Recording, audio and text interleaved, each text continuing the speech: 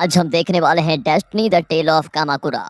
Movie की शुरुआत में हम माइकल और अकीको नाम के कपल को देखते हैं जिन्होंने हाल ही में टोक्यो में शादी की है। हालांकि माइकल पेशे से एक राइटर है जो कि कामाकुरा नाम के एक अजीब से टाउन में रहता है। अब मैं इस टाउन को अजीब क्यों कह रहा हूँ ये आपको जल्द ही जानने को मिल जाएगा। अब क्योंकि इनकी शादी हो चुकी है तो माइकल अकीको को अपने साथ कामाकुरा ले आया है, जहाँ की सुंदरता और नज़ारे देखने लायक हैं। दोस्तों, ये टाउन अकीको को काफी पसंद आ जाता है। फिर माइकल उसे अपने घर लेकर आता है, जहाँ जल्दी अकीको को एहसास हो जाता है कि माइकल ज्यादा अमीर नहीं है। उसे एक नोवेल लिखने के लिए काफी समय लगता है। फिर भी अकीको माइकल के साथ काफी खुश होती है। माइकल से बहुत ज्यादा प्यार जो करती है, इसीलिए एक दिन जब माइकल अकीको के साथ बाहर निकलता है तो अकीको कुछ अजीब से छोटे क्रिएचर्स को देखकर बहुत ज्यादा डर जाती है। तब माइकल कहता है कि अरे कामाकुरा में ऐसे स्पिरिट्स यानी कि आत्माएं और भूत वगैरह भरे पड़े हैं। जैसे जैसे रात होती है ये स्पिरिट्स शहर में घूमना शुरू कर देती हैं, लेकिन यहाँ पर ये आम बात है, तुम डरो मत। अब माइकल तो कह रहा है कि डरो मत, लेकिन अकीको को ये बात थोड़ा अजीब ही लगती है तो वो डर जाती है कि इसने ये बात पहले क्यों नहीं बताई। फिर अगली सुबह जब माइकल बाहर जाने लगता है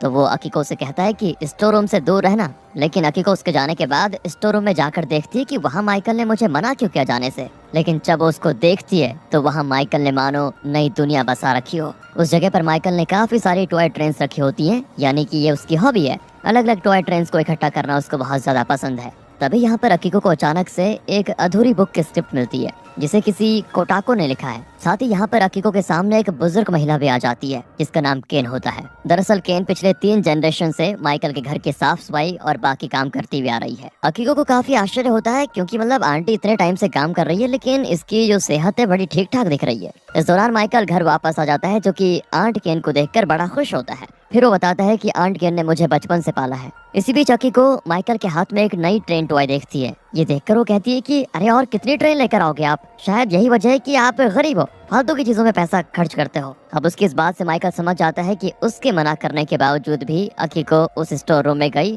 पर इस समय वो कुछ नहीं बोलता। कुछ देर के बाद अकीको माइकल को वही बुक की अधूरी स्क्रिप्ट दिखाती है जिसमें किसी बियॉन्ड नाम की जगह पर जाने और वहाँ से वापस आने के बारे में लिखा हुआ है। अब इस बुक को देखकर माइकल थोड़ा चिंतित हो जाता है। उसके उदास होने के पीछे की वजह दोस्तों हमें आगे पता चलेगी। इसके बाद माइकल और अकीको साथ में ऐसे ही टहलने निकल जाते हैं। उसी वक्त अकीको एक नाइट मार्केट को देखती है जिसे घोस्ट्स और अलग अलग स्पिरिट्स ने लगाया हुआ था। अकीको को लग रहा होता है कि इन सभी ने कॉस्ट्यूम्स पहने हुए हैं, इसलिए वो खुशी खुशी माइकल को उस मार्केट में लेकर चले जाती है जहाँ पर माइकल की मुलाकात यूको नाम के एक बुजुर्ग से होती है। फिर उससे मिलने के बाद माइकल और अकीको मार्केट देखने लग जाते हैं। यहाँ पर एक स्क्रिप्ट अकीको को एक मशरूम काफी सस्ते में बेच देता है। अब इन मशरूम्स को लेने के बाद अकीको जब बाहर जाने लग जाती है तो वो माइकल से यूको के बारे में पूछती है कि तुम्हें कैसी लगी वो। माइकल कहता है कि वो तो पिछले साल ही मर चुकी है, ये तो उनकी आत्मा है। अब अकीको को माइकल की ये बात मजाक लगती है और वो हंसने लग जाती है। पर तभी वहाँ पर यूको खुद आकर कह देती है ये सच कह रहा है, मैं मर चुकी हूँ। वो बताती है कि मेरे पति अभी बेड पर बीमार पड़े हुए हैं,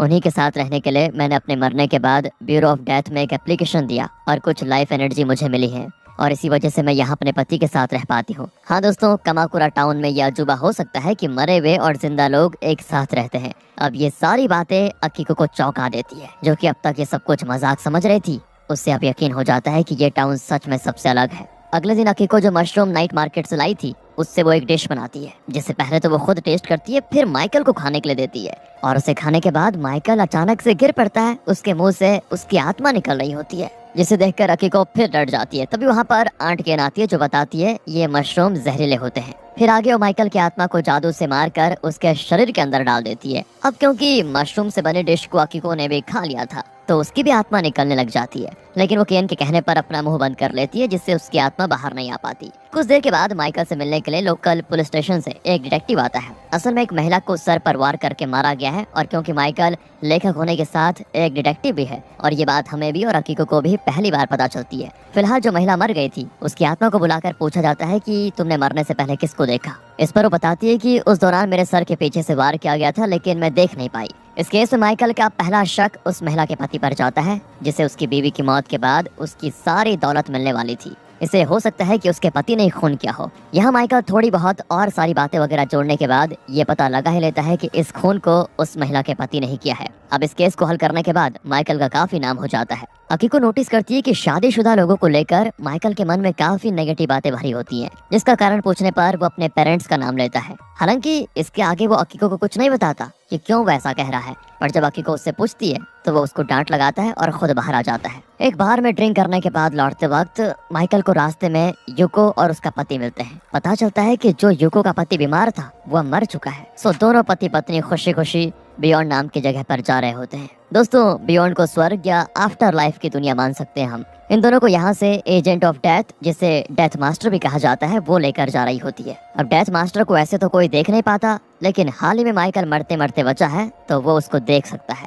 यूको अपने पति के साथ एक खास ट्रेन के जरिए बियॉन्ड जाने वाली है। अब इस बारे में जानते ही माइकल अकीको को लेकर आता है और उसे वो ट्रेन और यूको को जाते हुए दिखाता है। फिर माइकल बताता है कि मेरे पिता एक प्रोफेसर थे, जब वो घर पर नहीं होते थे तो माँ किसी और आदमी से मिलने के लिए जाती थी। वो मेरी तरह एक राइटर है और उसका नाम कोटाको है। वही कोटाको दोस्तों जिसकी आधी लिखी हुई बुक स्टोर रूम में मिली थी। अब वो आगे बताता है कि शायद मैं उसी कोटाको का बेटा हूँ, क्योंकि ये मैंने बचपन में उन्हें बात करते हुए सुना था। अब माइकल की सच्चाई को जानकर अकीको उससे कहती है कि चाहे जो कुछ भी हो जाए मैं आपको धोखा नहीं दूंगी। अब कुछ दिन के बाद माइकल देखता है कि उसके घर और आसपास काफी नुकसान हो रहा है। कभी खाना जल जाता है तो कभी कोई चीज गिरकर टूट जाती है। उसे समझ नहीं आ रहा होता है कि किस बदकिस्मती की वजह से ये चीजें हो रही है। फिर आंट केन उससे बताती है कि हमारे घर में कोई है। माइकल देखता है तो घर की छत पर गॉड ऑफ मिजरी यानी कि बदकिस्मती के देवता होते हैं। दरअसल उन्होंने माइकल को देखा और उसे अमीर मानकर उसके साथ इस घर में चले आए और उन्हीं की वजह से ये सारी चीज हो रही है। अब माइकल तो बिना डरे उन्हें निकल जाने के लिए कह देता है, लेकिन अकीको उन्हें मेहमान के तौर पर रखने के लिए तैयार हो जाती है। यहाँ तक कि वो उन्हें अपने साथ बिठाकर खाना भी खिलाती है। इसी बीच माइकल को पता चलता है कि जो उनका पब्लिशर था मिस्टर होंडा, उसकी मौत हो चुकी है। उसके पीछे उसके परिवार में एक बेटी और बीवी है। होंडा की मौत कैंसर की वजह से हुई थी। जब उसके स्क्रिप्ट को डेथ मास्टर ले जा रही थी तब उसे माइकल देख लेता है। अब होंडा अपनी पत्नी और बेटी को इस हाल में छोड़कर नहीं जाना चाहता था, तो माइकल उसे वही घोस्ट एप्लीकेशन के बारे में बताता है जो कि यूको ने उसको बताया था। तो डेथ मास्टर से होंडा इसी एप्लीकेशन की बात करता है, जिस पर वो बताती है कि पिछले कुछ समय से कई लोग इसके लिए अप्लाई कर चुके हैं, तो ज्यादा लाइफ एनर्जी नहीं बची हुई है स्पिरिट्स देने के लिए। तो ये नियम बनाया गया है कि या तो उस इंसान के परिवार के किसी आदमी या फिर किसी खास की थोड़ी लाइफ एनर्जी लेकर उसे दी जाएगी। अब होंडा नहीं चाहता था कि उसकी बीवी या बेटी की जिंदगी कुछ पल के लिए वो ले ले, इसीलिए वो उदास हो जाता है। रास्ता एक और था, लेकिन इसमें स्पिरिट्स की पर्सनालिटी को बदलकर अलग रूप दिया जाता है, तभी वो इस जगह पर रह सकती है। तो मिस्टर होंडा इस चीज के लिए राजी हो जाता है। दूसरी तरफ गॉड ऑफ मिजरी अकीको से कहते हैं कि मेरे जाने का समय हो चुका है। फिर वो जाते हुए अकीको को एक पुराना सा बाउल देकर जाते हैं, जो कि अकीको को काफी पसंद भी आ जाता है। इधर होंडा को नया और एक अजीब सा रूप दिया जाता है, जिस रूप में वो अपने परिवार के सामने नहीं जा सकता था, इसलिए वो माइकल को लेकर जाता है। होंडा देखता है कि उसकी बीवी को कम पैसों की वजह से काफी कुछ सहना पड़ रहा है, तो होंडा माइकल की मदद से उसको पैसे भेजता है। उसकी बीवी को एक लिफाफा मिलता है जिसमें पैसे होते हैं और उसमें लिखा होता है, होंडा ने मेरे बुरे वक्त में मदद की, उसी एहसान को उतारने के लिए मैं आपको ये पैसे दे रहा हूँ। इन पैसों को पाकर होंडा की बीवी बहुत खुश हो जाती है, मगर होंडा की खुशी ज्यादा दिनों तक बरकरार नहीं रहती, क्योंकि अब होंडा की पत्नी काम पर जाने लगी है और साथ ही साथ वो अपने कोवर्कर के साथ ज्यादा रहती है। यहाँ तक कि वो कोवर्कर उसके घर भी आता है। होंडा को ये बात बिल्कुल अच्छी नहीं लगती कि उसकी पत्नी उसे इस तरह भूलकर आगे बढ़ चुकी है, और जब भी उसे गुस्सा आता है तो उसका रूप दोस्तों और भी भयानक हो जाता है। एक रात अकीको को फोन आता है कि माइकल को 2 दिन के अंदर एक बुक लिखनी है और वो माइकल से तुरंत बात करना चाहते हैं। अब माइकल तो घर पर होता नहीं, तो इस बारे में बताने के लिए अकीको भागकर माइकल के पास जाती है, जिस दौरान एक लाल हाथ उसके पैर को अचानक से खींचता है और अकीको गिर पड़ती है। अब माइकल को ये बताना तो जरूरी था, तो वो ज्यादा ध्यान नहीं देती कि मुझे किसने खींचा। माइकल भी बुक लिखने के बारे में जानते ही भागते हुए घर पर आ जाता है। इधर अकीको जब खुद को छूती है तो उसको बड़ा अजीब लगता है। वो भागकर उस जगह पर जाती है जहाँ पर वो गिरी थी, और ऐसा लग रहा था मानो कि जैसे वो कुछ ढूंढ रही हो, पर अकीको को यहाँ पर कुछ नहीं मिलता। यहाँ पर हम एक बुरे स्पिरिट को हंसते हुए भागकर जाते हुए देखते हैं। ये वही स्पिरिट है जिसने अकीको को जहरीले मशरूम बेचे थे दोस्तों। अब अकीको माइकल से कुछ बताना चाह रही होती है, पर वो बता नहीं पाती। दूसरी ओर होंडा एक मेले में अपनी बेटी को देखने के लिए गया होता है, तो उसे वहाँ पर अकीको दिखती है, जिस बारे में जब वो अगले दिन माइकल से पूछता है तो वो कहता है कि कल तो अकीको मेरे साथ ही थी, तुम्हें कोई गलत फहमी हुई होगी। अब होंडा को उस आदमी पर गुस्सा आता है जो उसकी बीवी को डेट कर रहा है, तो रात में होंडा उसको पकड़कर उसको डराने लग जाता है, लेकिन बाद में कहता है कि मैं उससे प्यार करता हूँ, ये जानते हुए भी कि उसका पति मर गया है और उसकी एक बेटी भी है। लेकिन बाद में कहता है कि मैं तो उससे प्यार करता हूँ, तुम क्या कर लोगे, तुम मेरी जान भी ले लोगे ना, कोई बात नहीं। अब यहाँ अपनी बीवी के लिए उसका प्यार देखकर होंडा ये समझ जाता है कि अब उसकी जगह लेने वाला ये आ गया है। साथ ही उसकी बीवी और बच्ची के लिए ये जरूरी भी था कि कोई उनका ख्याल रखे, क्योंकि होंडा तो मर चुका है, बस फिर क्या था। वो भी सच को स्वीकार कर लेता है। इसी गम में होंडा माइकल के साथ ड्रिंक करने के लिए जाता है, जहाँ पर माइकल को एक लेडी से ये पता चलता है कि तुम्हारे साथ लगातार कोई भूत या आत्मा रह रही है, यही वजह है कि तुम आजकल थके थके रहते हो। ये लेडी माइकल को एक स्टिकर देती है जिसे अगर दरवाजे पर लगा दिया तो कोई भी आत्मा घर के अंदर नहीं आ सकती। अब उस स्टिकर को माइकल घर जाकर अपने दरवाजे पर लगा देता है। अब होता यह है कि इस स्टिकर को लगाने की वजह से खुद अकीको ही अंदर नहीं आ पा रही है। अब ये देखकर माइकल को कुछ समझ में नहीं आता। अकीको पूछने पर बताती है कि जब एक बार रात में मैं तुम्हें बुलाने जा रही थी तो किसी ने मेरा पैर पकड़ा और मैं सीढ़ियों से गिरकर शायद मर गई। फिर जब मुझे एहसास हुआ तो मैं अपनी बॉडी को ढूंढने वापस आई, लेकिन मेरी बॉडी वहाँ पर थी नहीं और तब से मैं तुम्हारे साथ आत्मा के रूप में रह रही हूँ। इसी दौरान दोस्तों डेथ मास्टर आ जाती है, जो कि अकीको को बियॉन्ड तक लेने आई है। हालांकि अकीको की जान एक बुरे स्पिरिट की वजह से गई थी, तो अगर उसे अपना शरीर मिल जाता है तो वो दोबारा जिंदा हो सकती है, मगर उसकी बॉडी कहाँ गई ये किसी को पता नहीं होता। और अगर अकीको यहाँ रही तो माइकल की लाइफ एनर्जी उसे मिलती रहेगी, पर इससे होगा ये कि माइकल की लाइफ खत्म होती जाएगी धीरे धीरे। अब माइकल का बुरा तो अकीको नहीं चाहती, इसलिए जब वो सो जाता है तो वो डेथ मास्टर के साथ बियॉन्ड के लिए निकल पड़ती है। लेकिन जैसे माइकल को इस बारे में पता चलता है तो वो अकीको को रोकने जाता है। वो जाना तो नहीं चाहती थी, लेकिन उसको जाना होगा तो फिर क्या था। बियॉन्ड की तरफ जाने वाली गाड़ी पर वो डेथ मास्टर के साथ सवार होकर चली जाती है। अब जो कोटाको की किताब थी उसमें कोटाको ने बियॉन्ड जाने के बारे में डिटेल में लिखा हुआ था, पर जैसे कि हम जानते हैं वो बुक आधी थी।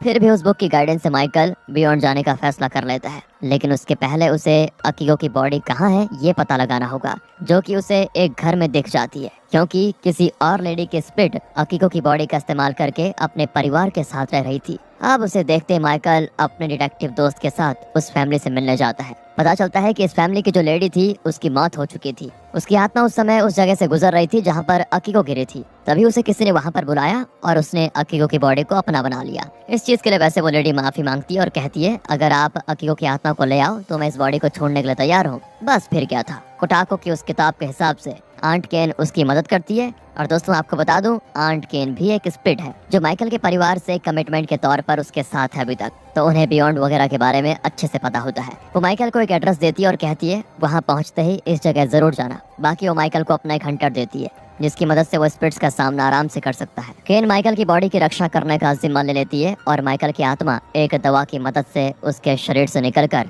सीधा बियॉन्ड जाने वाली गाड़ी पर पहुंच जाती है, जहां डेथ मास्टर उसे पहचान जाती है, लेकिन फिर भी वो माइकल का साथ देती है अपनी जॉब का रिस्क लेकर। बियॉन्ड की दुनिया सच में दोस्तों बिल्कुल अलग होती है। सबसे पहले माइकल उस एड्रेस पर जाता है जो कि उसे केन ने दिया था। इस घर में कोई और नहीं बल्कि माइकल के पिता हैं दोस्तों।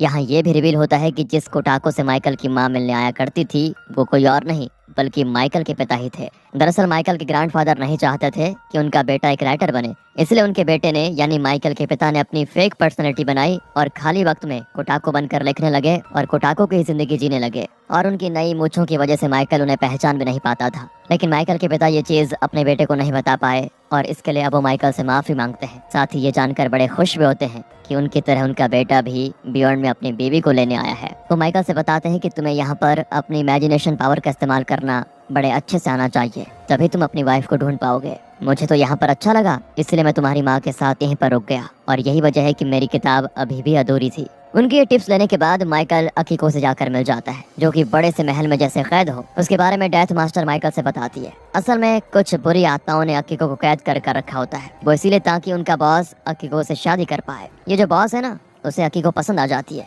लेकिन वो शादी बिना अकीको के एग्रीमेंट के साइन नहीं कर सकता, ना ही उसके साथ जबरदस्ती कर सकता है। जब माइकल अकीको से मिलता है तो वो बहुत खुश होती है, पर इन दोनों को ये सब बुरी आत्माएं देख लेती है जिनके साथ उनका बॉस भी होता है। उन सभी आत्माओं से माइकल आंट केन के दिए हुए हंटर से लड़ता है। फिर वो अपनी इमेजिनेशन यानी कल्पना शक्ति की मदद से अकीको को लेकर भागने की कोशिश करता है, पर जो बॉस था बहुत ज्यादा ताकतवर था। वो माइकल का रास्ता रोककर उसको मारने लग जाता है। यहाँ पर उसकी एक शर्त होती है कि अगर अकीको शादी के एग्रीमेंट पर साइन कर देती है तो वो माइकल को छोड़ देगा। बेचारी अकीको क्या ही करती, वो माइकल को बचाने के लिए ऐसा करने को राजी हो जाती है। पर तभी वहाँ पर हम उसी बॉल को देखते हैं जो कि गॉड ऑफ मिजरी ने अकीको को दिया था। इस पुराने कटोरे में इतनी ताकत होती है कि वो बुरी आत्माओं के उस बॉस को हरा देता है। उसके बॉल के सामने बॉस की शक्ति बेकार हो जाती है। फिर उस बॉल की शक्ति को देखकर उसे हार माननी पड़ती है और इस तरह वो बॉल अकीको और माइकल को लेकर ऊपर उड़ जाता है, यानी कि बियॉन्ड की दुनिया से बाहर कमाकुरा की दुनिया की तरफ इन लोगों को ले जा रहा होता है। इस तरह से माइकल मौत के बाद भी अकीको को वापस लेकर आ जाता है और फिर दोनों इंसानों की दुनिया में